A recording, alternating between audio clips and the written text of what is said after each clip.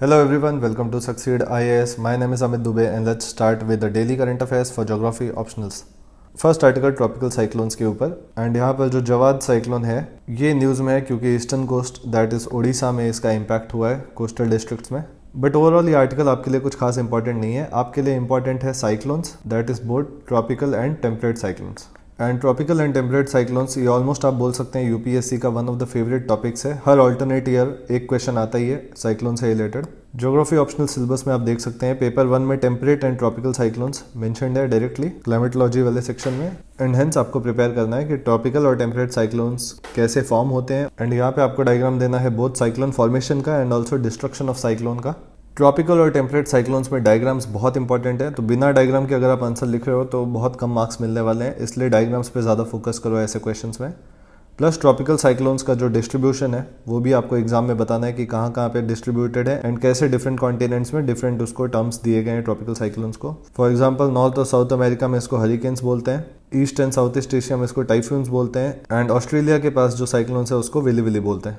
Similarly ऐसे ही आपको temperate cyclones के भी डायग्राम्स प्रिपेयर करते हैं. एंड साथ में आप ये डायग्राम भी दे सकते हैं अगर साइक्लोन के डिस्ट्रक्शन का बात हो रहा है तो इसमें कौन सा रीजन कितना वल्नरेबल है ट्रॉपिकल साइक्लोन्स को ये यहाँ पे मेंशन्ड है. फॉर एग्जांपल यहाँ पे आप देख सकते हैं very high damage risk zone कौन सा है आपका लेह लद्दाख वाला रीजन, क्योंकि यहाँ पे जो वेस्टर्न डिस्टर्बेंसेस हैं टेम्परेट साइक्लोन वो यहाँ पे इम्पैक्ट करते हैं. फिर आप देख सकते हैं जो ईस्ट कोस्ट है आपका जनरली यहाँ पे साइक्लोन्स आते रहते हैं तो ये आपका very high damage risk zone में है. Similarly gulf of Kutch and gulf of Khambhat भी वेरी हाई रिस्क जोन में है. बट ओवरऑल जो आपका वेस्टर्न कोस्ट है वो मॉडरेट डैमेज रिस्क जोन में है. तो ये डायग्राम भी आप दे सकते हैं कलर शेड करके आप डिफरेंट रीजन्स को बता सकते हैं. जनरली कोस्टल एरियाज का ही आपको बताना है यहाँ पे इन दो रीजन्स का. ये जो आपका सेंट्रल इंडिया वाला पार्ट है इसको यहाँ पे इतना रिप्रेजेंट करने की जरूरत नहीं है. तो ये सारे डायग्राम्स अपने नोट्स में ऐड कर लो. ये पीडीएफ मैं टेलीग्राम चैनल पे शेयर कर दूंगा, वहाँ पे आप इन डायग्राम्स को डाउनलोड कर लो.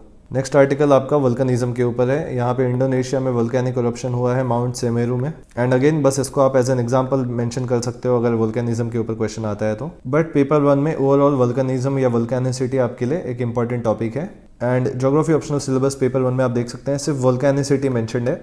बट इसको अगर आप ओपन करना चाहो सिलेबस को तो बहुत सारे डायमेंशंस है. फॉर एग्जांपल यहाँ पे क्वेश्चन आ सकता है अबाउट एक्टिव डॉर्मेंट और एक्सटिंक्ट वोल्केनोस के ऊपर. सिमिलरली जो टाइप ऑफ वोल्केनिक फ्लोज है उसके ऊपर एक क्वेश्चन आ सकता है. ये आपको सविंदर सिंह में मिल जाएगा type of volcanic flows. Third आपका आ सकता है इंट्रूसिव एंड एक्सट्रूसिव लैंडफॉर्म्स के ऊपर जो वोल्केनिज्म की वजह से फॉर्म होते हैं. तो आपको इस तरीके से इस टॉपिक को डिफरेंट सेक्शंस में डिवाइड करके पढ़ना है क्योंकि यूपीएससी इसका कोई भी डायमेंशन पूछ सकता है. एंड यहाँ पे आप देख सकते हैं ये आपके इंट्रूसिव लैंडफॉर्म्स है, ये आपके एक्सक्लूसिव लैंडफॉर्म्स है. एंड ये जो डिटेल्स हैं जैसे डाइक, सेल, बैथोलेथ, पैकोलेथ, ये सारी चीज़ें हमने ज्योग्राफी ऑप्शनल फाउंडेशन बैच में डिटेल में किया हुआ है तो इसलिए यहाँ पे उसको वापस डिस्कस नहीं करूँगा. बस इस टॉपिक्स को अच्छे से प्रिपेयर कर लो.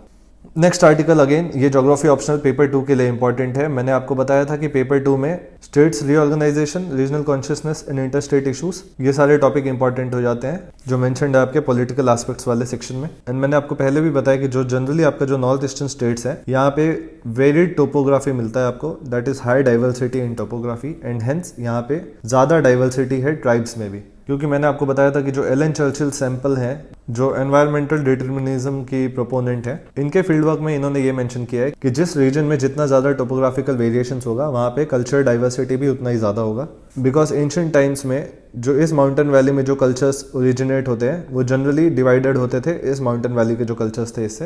Because crossing the mountains without the help of technology was not an easy thing.